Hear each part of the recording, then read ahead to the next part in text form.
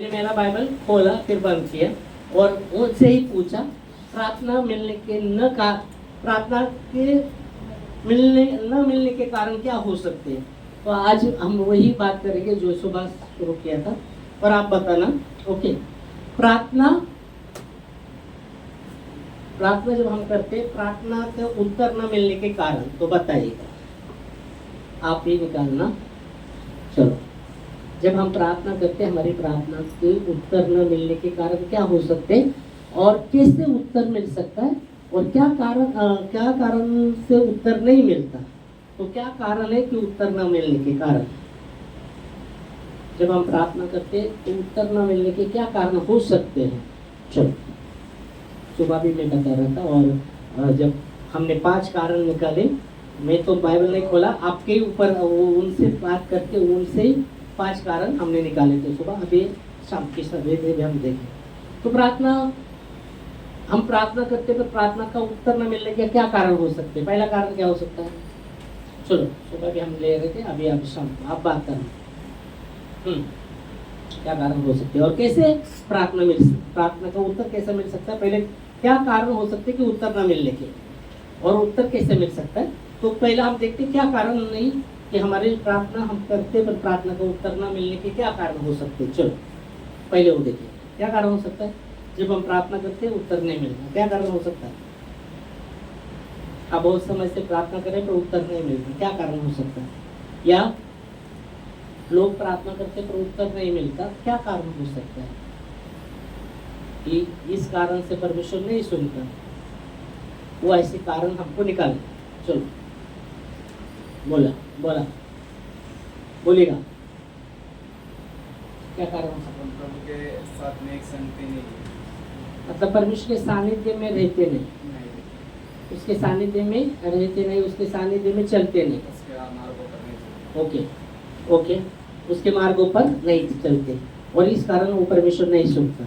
तो आप वचन लेंगे, जैसे आप ही निकालेंगे, कोई भी बात करेंगे वो पॉइंट्स का हम वचन भी निकालेंगे और बताएंगे। मैंने तो बाइबल बंद किया है। तो आपका पहला हम पॉइंट निकालते कि परमेश्वर के मार्गों पर नहीं चलते, इस कारण परमेश्वर नहीं सुनता। तो हम आते वचन में 1 यूहन्ना 3 अध्याय और 22 वचन, हम उससे प्रार्थना करते और वो हमारी सुनता है क्योंकि हम उसके मार्गों पर चलते हैं और जो उसे भाता वही करते। यूहन्ना यहाँ कह रहा है, 1 यूहन्ना की पत्री, यूहन्ना की पहली पत्री उसका 3 अध्याय और 22 वचन। 1 यूहन्ना 3 अध्याय 22 वचन पढ़ो। और जो कुछ हम मांगते हैं यूहन्ना कहता है वह हमें उससे मिलता है। ओ, जो कुछ हम उससे मांगते हैं वो उससे हमें मिलता है। याद रखिएगा, जो कुछ उससे हम मांगते हैं वो हम उससे पाते हैं। क्यों? क्योंकि हम उसकी आज्ञाओं को मानते हैं। क्योंकि हम उसकी आज्ञा को मानते हैं और जो उसे भाता है वही करते। इसलिए वो हमारी प्रार्थना को सुनता है। जैसा हम लोग ने बताया कि हम उसके मार्गों पे नहीं चलते इसलिए वो नहीं सुनता, और यहाँ हम वही उत्तर कैसा मिलता है वो भी देख रहे हैं। हम जब मार्गों पर नहीं चलते परमेश्वर के और जो परमेश्वर को नहीं भाता वही करते तो परमेश्वर हमारी प्रार्थना को नहीं सुनता। याद रखेगा, उसके मार्गों पे चलना बहुत जरूरी है। उसके मार्गों पर चलना बहुत जरूरी है। कई बार जब मैंने वचन बताया तो हम लोग ने बोला था, आज मैं समझा उस समय सिर्फ सुनने वाले नहीं पर उस पर चलने वाले बनो। याकूब कहता है सिर्फ सुनने वाले नहीं, तो बहुत से लोग आते हैं चर्च में, सुनते हैं, चले जाते हैं और भूल भी जाते हैं। अगले संडे बोले क्या बताया था वचन, भूल गए। पहले संडे बताया आज का वचन बहुत अच्छा था, बहुत अच्छा बताया। दूसरे हफ्ते में पूछा गए हफ्ते में क्या वचन था, ध्यान भूल भी गए। तो इसलिए याकूब कहता है सिर्फ सुनने वाले नहीं उस पर चलने वाले बनो। याकूब 1:22 में लिखा गया है। यहाँ यूहन्ना कहता है जो हम उससे प्रार्थना करते उससे वो प्राप्त करते, उससे वो हमें मिलता है। जो हम उससे प्रार्थना करते उससे हमें वो मिलता है क्योंकि हम उसके मार्गों पर चलते और जो उसे भाता है वही करते हैं। इस कारण तो हम देखते हैं उत्तर मिलने का कारण प्रभु के मार्गों पर चलना और जो उसे भाता है वो करते हैं। इसलिए जो कुछ हम प्रार्थना में मांगते हैं वो हमें देता है। आमेन, हालेलुया, प्रेज लॉर्ड। इसलिए याकूब कहता है, याकूब 1:22 में, सिर्फ सुनने वाले मत बनो पर उस पर चलने वाले बनो। बाइबल कहता है क्या ही धन्य है वो जो परमेश्वर के वचन को सुनता है और उस पर चलता है। वो धन्य है, वो धन्य है। Praise God. भजन संहिता 128 और 1 वचन, क्या ही धन्य है जो परमेश्वर का भय मानता है, उसके मार्गों पर चलता है, वो निश्चय अपनी कमाई को खाने पाएगा, उसका भला होगा, ऐसा वचन कहता है। क्या ही धन्य है हर एक जो यहोवा यहोवा का भय मानता का भय मानता और उसके मार्गों पर चलता वो धन्य है। वो कह रहा है, भजन लिखने वाला कहता है क्या ही वो धन्य है वो जो कोई जो यहोवा का भय मानता है, उसके मार्गों पर चलता है, वो निश्चित अपनी कमाई का खाने पाएगा, वो धन्य होगा, उसका भला होगा। आमीन। तो पहला कारण क्या हम देखते हैं, प्रार्थना का उत्तर न मिलने के कारण। हम प्रार्थना कर रहे पर उत्तर नहीं मिल रहा, क्या कारण? यहाँ यूहन्ना कहता है जो हम प्रार्थना करते वो हमारी सुनता है, क्योंकि हम उसके आज्ञा के अनुसार आज्ञा पर चलते हैं और जो उसे भाता है वही करते हैं। जो कुछ हम उससे प्रार्थना करते, उससे जो भी कुछ हम प्रार्थना करते वो हमारी प्रार्थना को सुनता है। किस कारण वो सुनता है? उसके मार्गों पर हम चलते हैं और जो उसे भाता है वही करते हैं। आमीन। याकूब कहता है, याकूब 4 अध्याय 1-2 वचन में, तुम्हें झगड़े बिगड़े किससे उत्पन्न होते हैं? तुम लालसा करते हो, प्राप्त करते नहीं, तुम मांगते नहीं इसलिए मिलता नहीं। फिर वो बोलते तुम मांगते पर तुमको नहीं मिलता, क्योंकि तुम भोग विलास के लिए अपने इसके लिए वो मांगते, इसलिए तुम नहीं पाते। समझ में आ रहा है आपको? पढ़ो, चलो आते याकूब उसका 4 अध्याय 1 से शुरू करते। तुम में लड़ाई और झगड़े कहाँ से आते हैं? क्या उन सुख विलासों से नहीं जो तुम्हारे अंगों में लड़ते हैं? हाँ, उन सुख विलासों के नहीं कि तुम्हारे आंग में लड़ते फिरते हैं। तुम लालसा रखते हो। हाँ, तुम लालसा रखते हो, तुम्हें मिलता नहीं, तो इसलिए तुम हत्या करते हो, तुम डहा करते हो। हाँ, जो कुछ नहीं मिलता तुम झगड़ते हो, लड़ते हो। हाँ, तुम्हें इसलिए नहीं मिलता तुम मांगते नहीं। और आगे, तुम मांगते हो और पाते नहीं। यही या तुम मांगते हो पाते नहीं, तुम मांगते हो पाते नहीं। क्यों? इसलिए कि बुरी इच्छा से मांगते हो। बुरी इच्छा से मांगते हो, बुरी इच्छा से मांगते हो, इसलिए तुम्हें मिलता नहीं। वचन कहता है तुम सुख विलास के लिए मांगते हो और इसलिए पाते नहीं। पर वचन कहता है, यूहन्ना कहता है कि हम जो कुछ उससे मांगते वो हमें देता है, क्योंकि हम उसके आज्ञा के अनुसार मांगते हैं और जो उसे भाता है वो करते हैं। तो जब हम आज्ञा के अनुसार नहीं चलेंगे, परमेश्वर को जो भाता है वो नहीं करेंगे, तो कितना भी प्रार्थना करो, सालों साल निकल जाएंगे पर कुछ नहीं होने वाला, क्योंकि परमेश्वर वो वचन के द्वारा काम करता है, वचन के बाहर वो काम नहीं करता। जो वचन में है, वचन के अनुसार जो प्रार्थना करता है, जो वो उनका सुनेगा। आमीन। समझ में आया? ओके। तो क्यों हमें प्राप्त नहीं होता? क्यों हमारी प्रार्थना?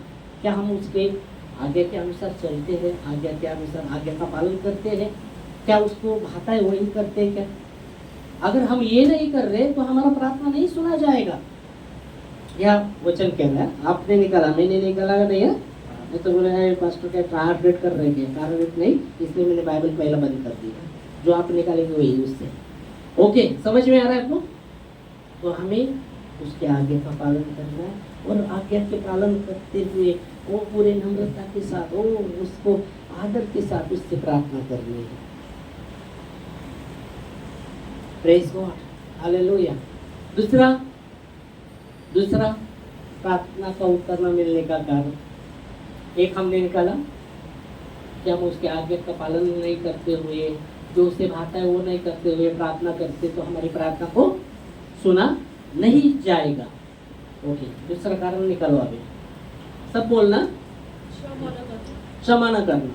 ओके, क्षमा नहीं करते तब क्षमा नहीं करना। किसको क्षमा नहीं करना? किसको क्षमा नहीं करना? जैसे एक दूसरे से झगड़ा करो, किया, जैसे किया तो उसको क्षमा ना करो तो क्षमा नहीं करते, क्षमा नहीं करते तो हमको भी क्षमा नहीं मिलेगा। या क्षमा जब नहीं करते तो हमारी प्रार्थना में रुकावट आएगा। हम बाइबल कहती है तुम्हारे मन में, वचन कहता है यीशु मसीह ने पिता ने हमारे अपराध को क्षमा किया, हम भी एक दूसरे के अपराध को क्षमा करें, ऐसा वचन कहता है। मत्ती 6:14 में लिखा गया है, हम देखेंगे तो मत्ती 6:14 पढ़ी गई, निकाल। यदि तुम मनुष्य के अपराध को क्षमा करोगे, हाँ, तो तुम्हारा स्वर्गीय पिता भी तुम्हें क्षमा करेगा। ओ प्रेज गॉड। तो यह वचन कहता है यदि हम दूसरे मनुष्य के अपराध को क्षमा करेंगे तो स्वर्गीय पिता भी हमें क्षमा करेगा। ओके, दूसरी बात, जब हम क्षमा नहीं करते और हम प्रार्थना करते तो हमारी प्रार्थना नहीं सुना जाएगा। मरकुस 11:25 में लिखा गया है, जब भी तुम प्रार्थना करने के लिए खड़े होते, तुम्हारे मन में किसी के विरुद्ध है या तुम्हारे मन में किसी के प्रति कुछ है तो उन्हें क्षमा करो, इसलिए कि स्वर्गीय पिता भी तुम्हें क्षमा करे। और जब कभी तुम खड़े हुए प्रार्थना करते मरकुस 11:25 में, हाँ, जब तुम खड़े होकर प्रार्थना करते हो तो यदि तुम्हारे मन में किसी की ओर से कुछ विरोध हो, हाँ, तो क्षमा करो, हाँ, इसलिए कि तुम्हारा स्वर्गीय पिता भी तुम्हारे अपराध क्षमा करे। ओ प्रेज गॉड। तो यह वचन कहता है प्रार्थना के विषय में बात कर रहा है अभी।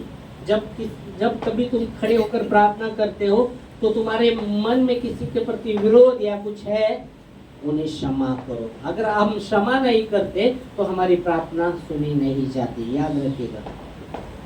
जब हम अगर विरोध या कुछ किसके मन में कुछ रखा है, किसने हमको तकलीफ दिया है, वो उसके प्रति हमारे मन में वो बातों को रख छोड़ा है और हम प्रार्थना कर रहे, नहीं सुना जाएगा प्रार्थना में। परमेश्वर वो प्रार्थना को नहीं सुनता। तो इसलिए यहाँ यीशु मसीह कहता है जब भी तुम प्रार्थना के लिए खड़े होते हो, तुम्हारे मन में किसी के प्रति कुछ है या विरोध है, उन्हें क्षमा करो, इसलिए कि तुम्हें भी क्षमा की जाएगा। और दूसरी बात है, अगर हम क्षमा नहीं करते तो हमारी प्रार्थना को सुना नहीं जाएगा, प्रार्थना में रुकावट आएगा, प्रार्थना नहीं सुनी जाएगी। इसलिए यहाँ यीशु मसीह ने कहा जब भी कभी तुम प्रार्थना करने के लिए खड़े होते हो, तुम्हारे मन में किसी के प्रति विरोध या कुछ बातें हैं तो उन्हें क्षमा करो, ताकि तुम्हारी प्रार्थना में रुकावट ना आए, तुम्हारी प्रार्थना सुनी जाए, इसलिए तुम क्षमा करो। हमें समझ में आया? तो क्षमा करो। देखो बाइबल कहती है परमेश्वर ने हमें क्षमा किया है, हम भी क्षमा करें। बाइबल कहती है वचन में, एक स्वामी के पास, उसका एक व्यक्ति के पास बहुत कर्जा था और स्वामी ने चाहा कि अपना कर्जा सब उससे वसूल किया जाए। तो स्वामी कहता है दासों को जाओ, उसका जो भी कुछ है उठा कर लेके आओ, सब कुछ उसके घर में जो भी कुछ है सब उठा कर लाओ, क्योंकि अपना कर्जा लेना है। तो दास उसको लेके प्रभु के पास जाते, स्वामी के पास जाते और स्वामी को वो कहता है मुझे समय दे, मैं चुकाऊंगा, तेरा जो भी कुछ है मैं चुकाऊंगा। तो कुछ समय तक वो बहुत ही तरस से स्वामी को विनवनी करने लगा, विनती करने लगा, स्वामी मुझे समय दे, मैं तेरा जो भी कुछ है चुकाऊंगा, तेरा जो भी है चुकाऊंगा। स्वामी ने देखा, स्वामी तरस से भर गया और देखा ये कभी वो कर्जा चुका ही नहीं सकता था। तो स्वामी ने उसको क्षमा किया और जैसा उसको क्षमा किया और वो नीचे आता है स्वामी के पास से, उसका 100 रुपए किसी से आना था और वो सामने आता है। तो ये जिसको इसका 100 रुपए उससे आना था, तो ये जाकर उसको बोलता है मेरा 100 रुपए दे। वो बोलता है मुझे भी कुछ समय दे, मैं दूंगा। उस समय 100 रुपए बहुत कीमत था उसका। ओके, लाखों जैसा कीमत रहेगा उस समय, जो तुम बोलेंगे 100 रुपए के लिए ये जगह ट्राई किया। ओके, तो वचन कहता है तो बोलते हैं मेरा 100 रुपए दे, वो भी बोलता है मुझे कुछ समय दे, मैं दूंगा तेरा जो भी है। पर बाइबल कहती है ये पकड़ के रहता है, नहीं मेरा दे मेरा दे। तो स्वामी के सेवक देखते हैं कि अरे ये तो छोड़ रहा है नहीं उसको, तो वचन कहता है स्वामी के सेवक स्वामी के पास जाते हैं और कहते हैं देख उसने ऐसा ऐसा किया। तो स्वामी बोलते हैं उसको लेके आओ इधर। जब उसको लेके आया जाता है, स्वामी कहता है मैंने तुझे क्षमा किया, तू क्यों नहीं कर सका? और बाइबल कहती है उसको कहता है दुष्ट दास, इसको बोलता है इसको बाहर डालो अंधेरी कोठरी में, वहां रोना और दांत पीसना चालू होगा। मालूम है? तो क्षमा क्षमा क्षमा क्षमा करना। स्वामी से क्षमा हमने प्राप्त की, हमें भी क्षमा करना है। आमीन। और जब हम क्षमा नहीं करते तो हमारी प्रार्थना सुनी नहीं जाएगी। दूसरा पॉइंट निकाला। ओके, तीसरा पॉइंट बोलो बोलो तीसरा पॉइंट बोलो बोलो कोई भी बोल चलो। हाँ, संगति में वही हमने वो हो गए ना, संगति आज्ञा का पालन करना हो गया ना। पहला पॉइंट वो वही था ना। ओके, तीसरा पॉइंट निकालेगा परमेश्वर का वचन न मानना, वही आगे का पालन हो, उसमें आ गए हम उस आगे का पालन करते हैं और जो उससे भागता है वो करते हैं, इसलिए परमेश्वर से जो भी प्रार्थना करते हैं हमको मिलता है। तीसरा क्या होगा? परमेश्वर की इच्छा करना चाहिए। नहीं हो गया, हमने कहा क्या धन्य है वो जो यहोवा का भय मानता है, उसके मार्गों पे चलता है। ओके, हो गया। तीसरा पॉइंट क्या बोले?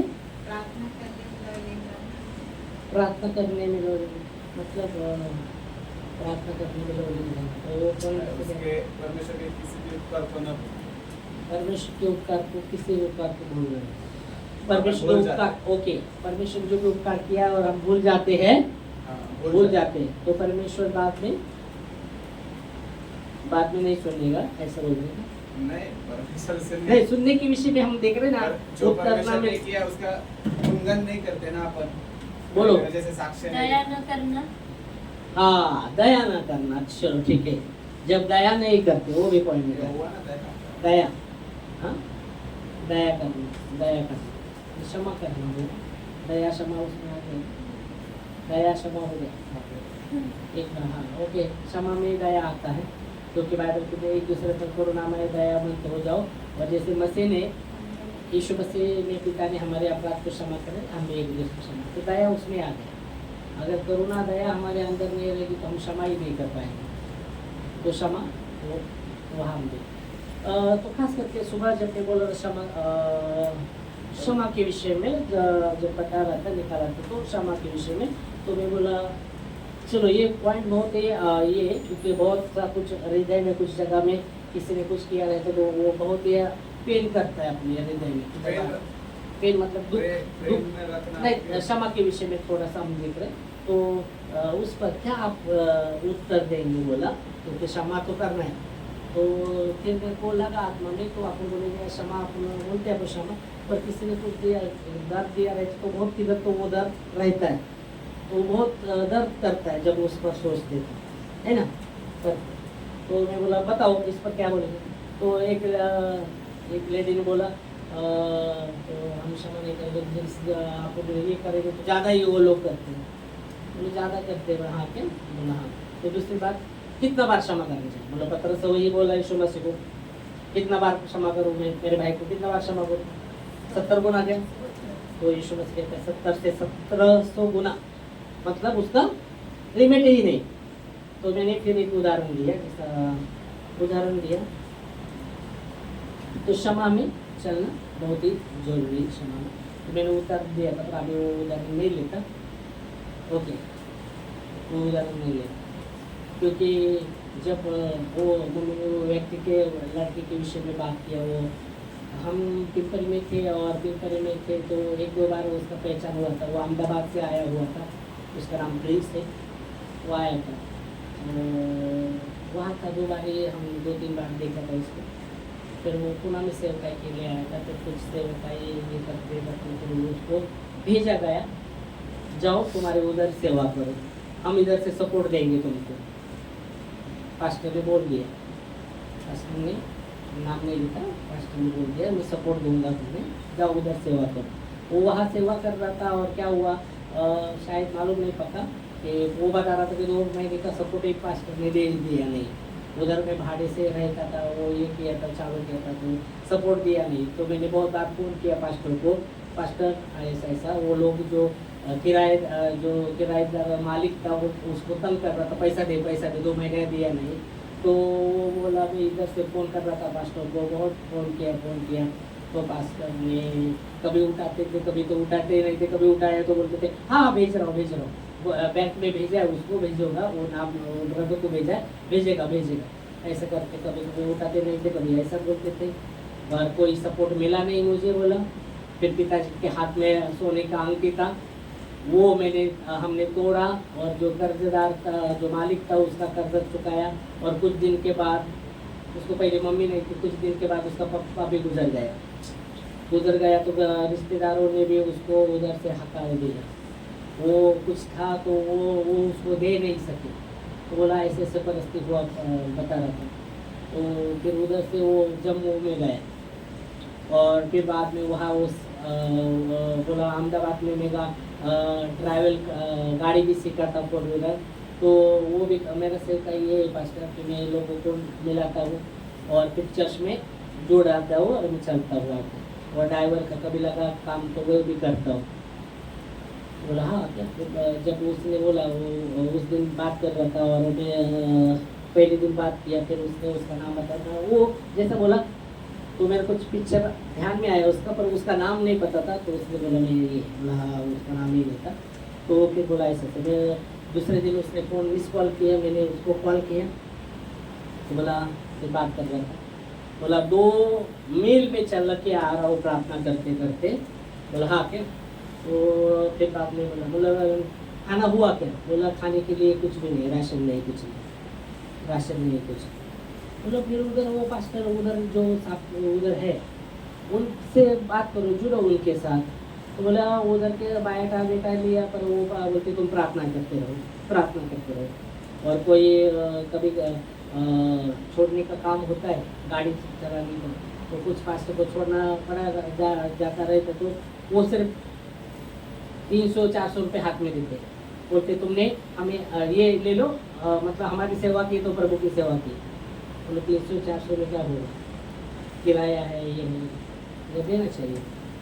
तो ऐसे परिस्थिति से गुजरा है। तो ऐसे बता रहा था, ऐसे सपोर्ट नहीं किया। फिर भी बात कर रहे थे, हम बात कर रहे थे उससे, मैं भी उसको बता रहा था वचन से, वो भी बात कर रहे थे। फिर हमने देखा, देखो बोला ये देखो, जब यीशु मसीह के जब पार चले, यीशु मसीह और बहुत से चेले थे वो नाव में, और जब यीशु मसीह बोलते पार चले, तो वचन कहता है बहुत तूफान आ गया ना, वो नैया को लग रहा था वो तूफान। और जब वो जहाज को तूफान लगा रहा था, अभी वो चेले में बहुत टैलेंट लोग थे, मालूम है क्या, टैलेंट थे चेले में, हाँ टैलेंट, बहुत ही टैलेंट था उनके अंदर। क्योंकि अभी जहाज को तूफान लग रहा है, तो उसमें टैलेंट क्या था, कुछ मछुआरे थे, तैरना वेरना अच्छा जानते थे, बहुत से समुद्र में भी तैरना जानते थे वो लोग, टैलेंट था, मछुआरे थे, तैरना वेरना चल रहा था।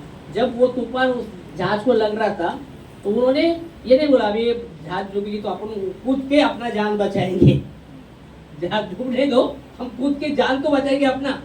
और वो जहाज में ही थे वो लोग, बाहर निकले नहीं, कोई कूदा नहीं बाहर, सामान फेंकते थे। हाँ? सामान फेंकते थे। नहीं वो तो योना के टाइम का नहीं बात कर रहे, हम ये बात कर रहे हैं यीशु मसीह के जब पार चले और तूफान आता है और जहाज को लग रहा था, तो बोला उसमें टैलेंट, शिष्य लोग टैलेंट थे, वो तैरना वेरना अच्छा जानते थे, तूफानों में तैरना भी जानते थे। जब जहाज को लग रहा था तूफान, तो कोई बाहर कूदा नहीं, जहाज के बाहर नहीं गया, टैलेंट थे, आराम से वो कूद कर अपने अपने जान बचा सकते थे, पर वो कूदे नहीं, वो जहाज में ही थे। क्यों? क्योंकि वो जानते थे यहाँ यीशु मसीह है। आमीन, हालेलुया।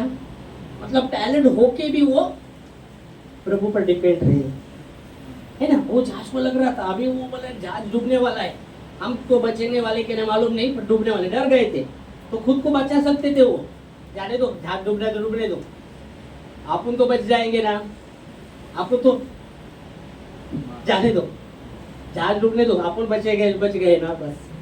पर नहीं, वो जहाज में वो रुके, क्योंकि वो जानते कि मसीहा यहाँ है। और बाइबल कहती है फिर वो यीशु मसीह के पास वो नीचे गए और यीशु मसीह सोए वचन के। हालेलुया। इसका मतलब देखो, नम्रता का अर्थ बता रहा। नम्रता क्या है? नम्रता ये नहीं है कि अरे लेवल है नम्रता का, कि एक व्यक्ति है ये लेवल, ये 2 लेवल तो नम्र, हाँ। पर नम्रता क्या है? ये बड़ा पोजीशन है वो व्यक्ति का, फिर भी इधर तक, समझ में आ रहा है आपको? उधर तक वो रहता है, बड़ा पोजीशन होकर भी नीचे आ रहा है उस लेवल में, उसको कहते हैं नम्रता। नहीं तो वो नम्रता नहीं है। यहाँ टैलेंट होकर भी वो जहाज में थे।